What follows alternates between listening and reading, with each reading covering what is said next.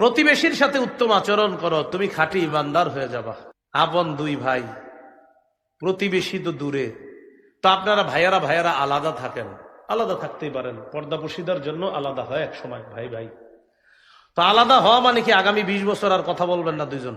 এটারে কেন্দ্র করে ভাতিজা চাচারে সালাম দেয় না কেন? আমার আব্বা আর আমার কাকা কথা কয় না, তাই আমিও সালাম দিব না কাকা।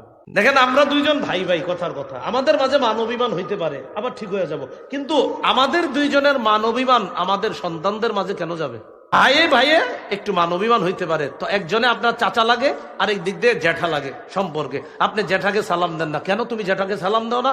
আমার জ্যাঠা আমার আব্বার সাথে কথা বলে না। চাচাকে সালাম দেয় না, চাচাকে কেন সালাম দিলেন না? আমার চাচা আমার আব্বার সাথে কথা বলেন। আরে চাচা আর বাবা কথা বলে না, সমস্যা আপনার কোথায়? নবী বলে প্রতিবেশীর সাথে উত্তম আচরণ করো, খাঁটি ইমানদার হবা। প্রতিবেশী পরে, আপন ভাইয়ের খোঁজ নিছেন নিদে, কথার কথা। আমি বলছি না এমন এই এলাকায় কেউ আছে, এমনি